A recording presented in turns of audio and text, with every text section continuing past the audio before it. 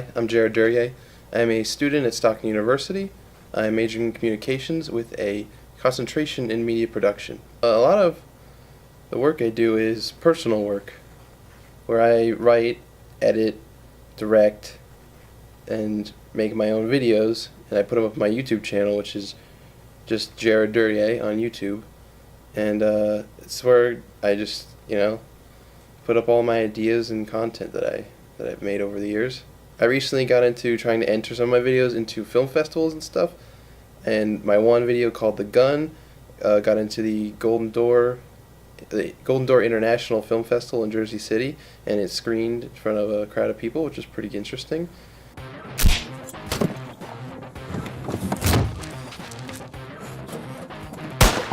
And my movie, The Life and Times of Robert Crime, the script for that actually was accepted into the Monmouth Film Festival. I may not have a lot of professional production experience, but I have helmed many of a personal production in entirety, 100%. All 100% original, and it's been definitely an experience. I've learned a lot about production. I've learned what to do, what not to do, what to focus on, how to plan, how to talk to the people I'm working with, the crew and stuff, and how to get them to see the same thing I want to see. So it's definitely not been nothing. It's not like I've been wasting my life away doing nothing. As a kid, I was in my own little home movies, and it kind of put my brain at that point as a child in kind of this mode of I can make things. I could make something. I could try to make something as great as what's around me and add to the world. And I think that's stayed with me all this time. As I'm still making things, I'm still adding my own piece to the world we live in. I think that's important for people to do, to add their own piece to the world, whether it be through things they make or things they say or things they do. Do something. To date, what is the greatest struggle that you have had to overcome, and what have you learned from it? Personally, for me, it was, in high school, my senior year of high school, there was this thing called the 20% project, which meant that 20% of our class time in my English class would be dedicated to a special project, and each of the students was able to choose what they wanted to do. I decided that I was going to try to make a full movie, and I had this idea for a kind of noir comedy called The Life and Times of Robert Crime. You gonna do it? Yeah, I'll take it.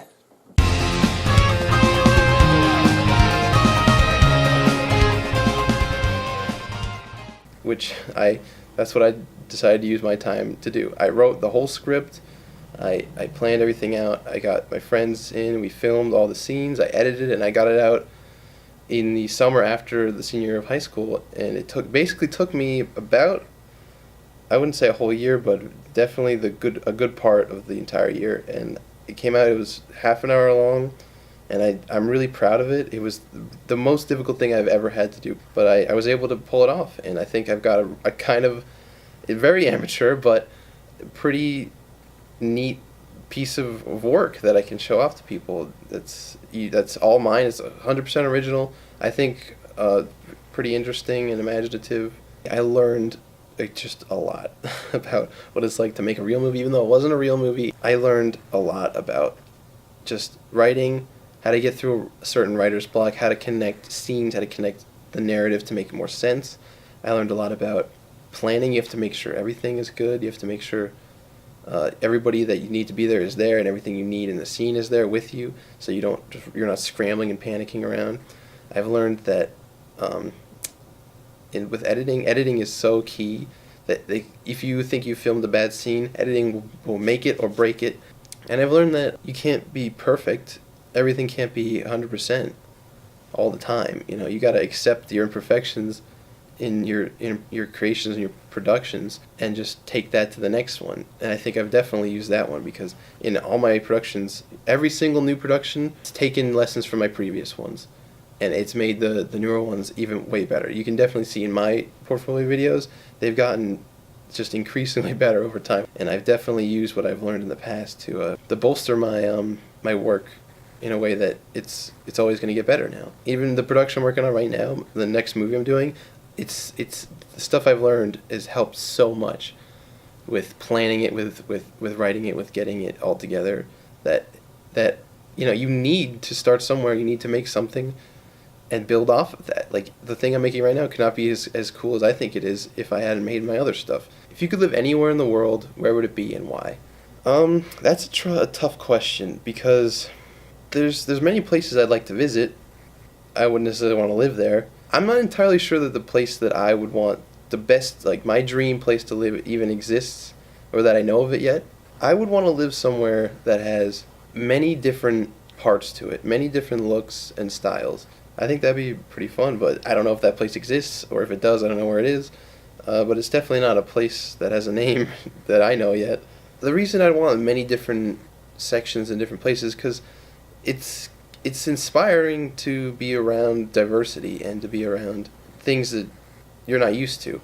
So if I'm in the same place all the time, that looks the same all the time, you're not going to get a lot out of it creatively. So if you were in a place that's constantly changing, is always has something that surprises you, that would be a really good jump start on the thinking process, on creatively what you can do with your environment.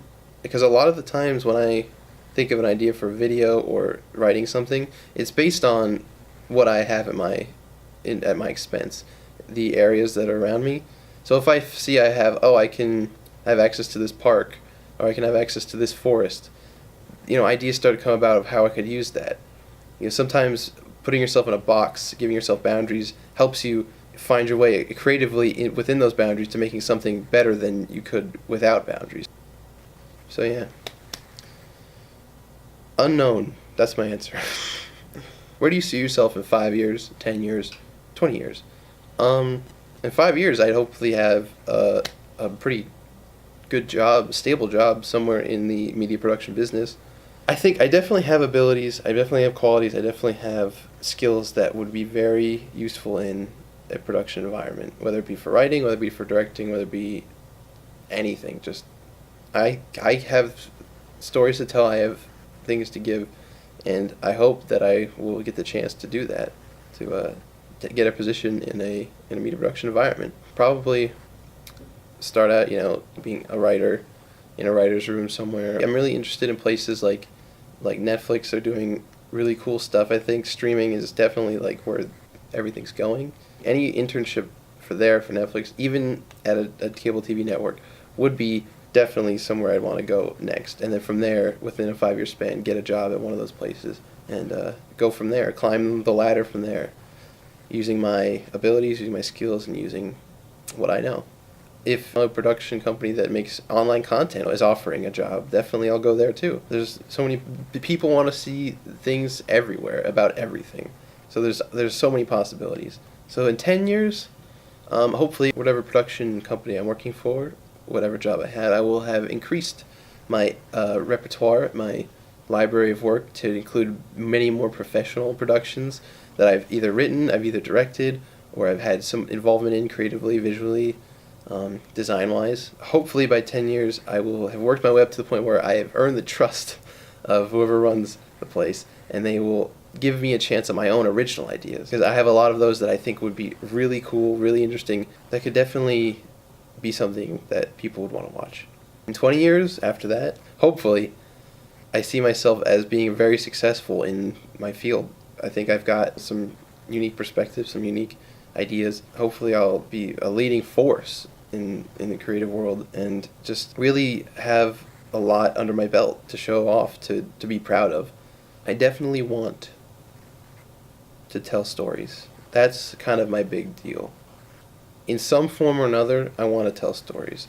My vision is in a traditional kind of production setting like TVs and movies, but who knows where it's going to go with everything that's happening with technology, with the way people like to interpret narratives, where they like to ingest information. Adapting is key, so I can definitely adapt my stories, the way I do things to other sorts of entertainment. Because I think I have a lot of good ideas, and it's kind of like a dream of mine to be able to realize those ideas, in a visual way that others can see, that they can get excited about, that they can have fun watching, they can take something away from. So in any form I can do that. No matter where my life goes, I'm going to be telling stories. I'm going to be trying to create narratives. I'm going to be using my creative abilities in any way possible. Right now I'm in the process of making another movie, believe it or not. This one is even more of a bigger undertaking than Robert Crime, The Life and Times of Robert Crime, and the fact that the script that I've written is double the size, more packed with way more action scenes, with way more dialogue, way more comedy, and it's probably going to be double the length. I'm guessing it'll be an hour long, if not longer. It's definitely going to be that's going to be the next step. It's like my previous movie, but just times 3. And I think that's what a lot of people are looking for, is that I can amp up my production. I can individually by myself, being just me, a college student, making these all by myself, literally writing, directing, editing, everything all by myself. Everything.